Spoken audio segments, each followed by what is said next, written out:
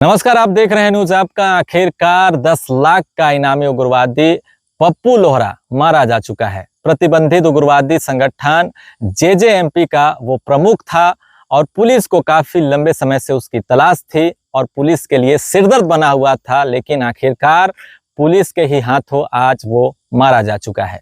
यह पूरी मुठभेड़ लोहरदगा लातेहार के सीमावर्ती इलाके में हुई है, जहां पर कुमार गौरव एसपी को एक गुप्त सूचना मिली थी कि कुछ उग्रवादी वहां पर जमा है और किसी घटना को अंजाम देने की फिराक में है।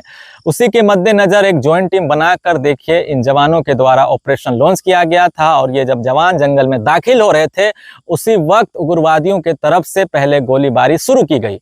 जवाबी गोलीबारी के द्वारा वहां पर 2 उग्रवादियों को ढेर कर दिया गया। एक की पहचान पप्पू लोहरा के रूप में हुई, जो कि काफी लंबे समय से कुख्यात उग्रवादी था, 10 लाख का इनामी था और जेजेएमपी का प्रमुख भी था।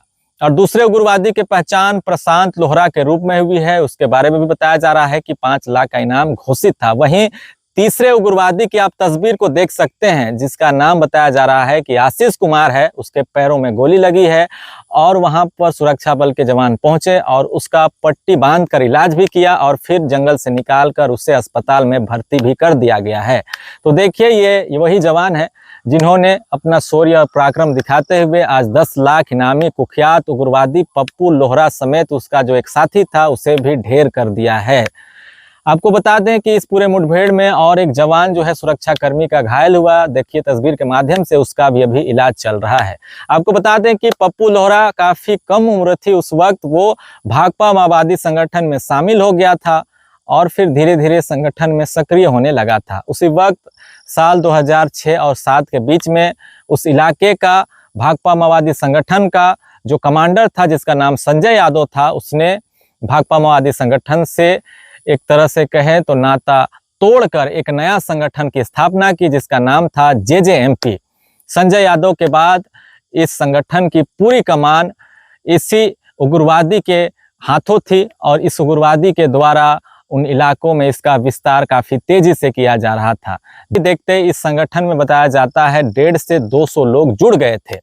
उस वक्त बताया जाता है, एक तस्वीर जो है वायरल हुई, जो इस तस्वीर के बारे में मैंने पिछले वीडियो में भी जिक्र किया है, जो है पुलिस ने इसकी मदद ली थी और भाकपा माओवादी संगठन को इसकी मदद से उन इलाकों में साफ कर दिया गया था। और जिन जिन इलाकों में, खास करके लोहरदगा, गुमला, लातेहार, गढ़वा, पलामू, इन इलाकों में जेजेएमपी की जो है वो पकड़ बढ़ने लगी थी, जब उन इलाकों में भाकपा माओवादी की सक्रियता कम होने लगी और फिर ये पुलिस के लिए एक सिरदर्द बना हुआ था। अब तस्वीरों के माध्यम से देखिए घटना स्थल में, जहां पर पप्पू लोहरा का जो शव जो है वो पड़ा हुआ है, उसके बगल में आपको एक इंसास का राइफल दिखाई दे रहा होगा, मगर उसका साथी जो प्रशांत बताया जा रहा है, उसके बगल में कोई भी हथियार नहीं है, यानी कि शायद एक ही हथियार बरामद किया गया होगा। और घायल आप देखिए उस आशीष कुमार को, जिसका इलाज अभी अस्पताल में चल रहा है। तो देखिए किस तरह से एक उग्रवादी जो पहले भाकपा माओवादी संगठन में शामिल हुआ,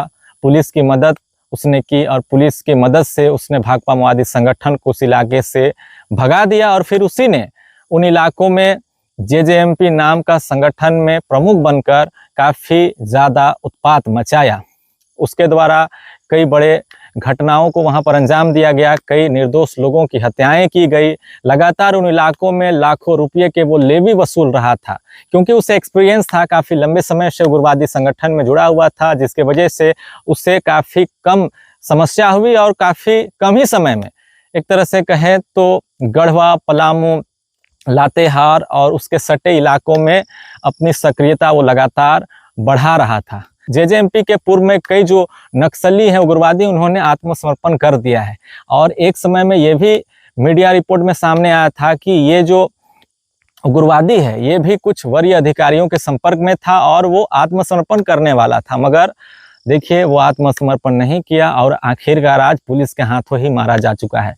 पुलिस के द्वारा लगातार अपील की जा रही है सभी इनामी उग्रवादियों से कि वो हथियार छोड़कर मुख्य धारा से जुड़ जाएं, अन्यथा आप इसी तरह से मारे जाएंगे। आपने देखा होगा देश के भीतर जिस तरीके से एक बड़ा नक्सल ऑपरेशन चलाया जा रहा है, 2026 तक नक्सलवाद को खात्मे को लेकर जो बातें कही जा रही है, जो टाइमलाइन दिया जा रहा है, उसके अनुसार छत्तीसगढ़ में भी आपने देखा होगा किस तरह से एक बड़ा माओवादी जो लीडर था, जनरल सेक्रेटरी था बसव राजू, वो भी मार गिराया गया। इससे पहले आपने देखा होगा बोकारो के अंदर किस तरीके से एक बड़ा 1 करोड़ इनामी माओवादी को जो है सुरक्षा बलों ने ढेर कर दिया। फिलहाल देखिए आज एक कुख्यात अपराधी का आखिरकार अंत हो गया। अब देखना हो गया कि इसके साथ जो अन्य उग्रवादी लोग थे, जो इसके साथी थे, अब वो क्या करेंगे। लेकिन जब प्रमुख ही मारा गया तो हो सकता है इसके जो अन्य साथी हैं वो आत्मसमर्पण कर दें। फिलहाल अभी के लिए बस इतना ही। देखते रहे न्यूज़ आपका। धन्यवाद।